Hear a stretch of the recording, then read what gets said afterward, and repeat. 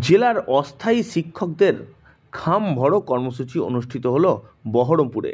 এদিন বহরমপুরের প্রধান পোস্ট অফিস এলাকায় জেলার প্রায় শতাধিক শিক্ষক শিক্ষিকারা যারা বর্তমানে অস্থায়ী, তারা বিভিন্ন স্কুলে শিক্ষার্থীদেরকে কম্পিউটার সহ একাধিক বিষয়বস্তু নিয়ে প্রশিক্ষণ দিয়ে আসছে।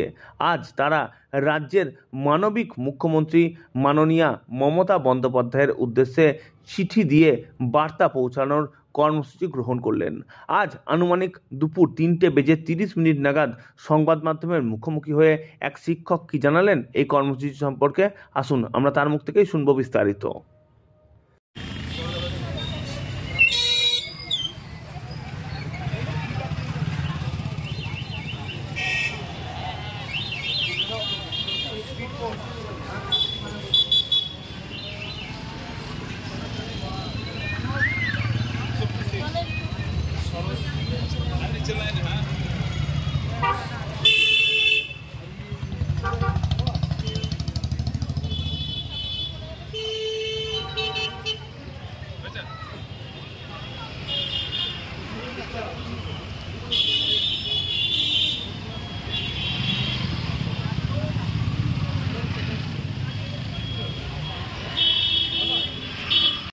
আইসিটি 6 এবং 7 ফেজের কম্পিউটার শিক্ষকরা মুর্শিদাবাদের সবাই আজকে উপস্থিত হয়েছি।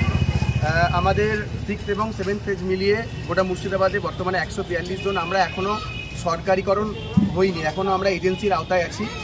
গোটা রাজ্য জুড়ে 3719 জন আমরা এই 6 এবং 7 ফেজের আওতায় আছি।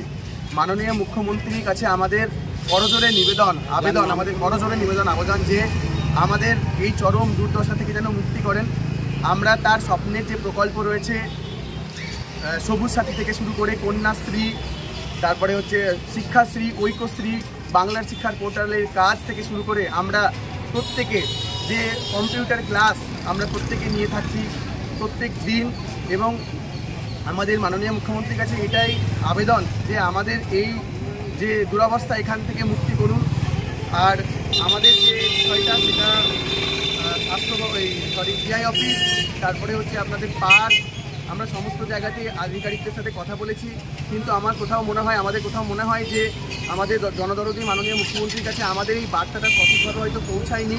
তাই আমরা আজকে একটা কর্মসূচি নিয়েছি, খাম ভরো কর্মসূচি। আমাদের মাননীয় মুখ্যমন্ত্রীর কাছে এই আমাদের যে আবেদন সেটা পৌঁছানোর জন্য এটুকুই বলার ছিল। আমাদের এখান থেকে দিদি আমাদের বাঁচান, আমাদের এখান থেকে মুক্তি দিন, আমাদেরকে সরকারিকরণ করুন যত সম্ভব।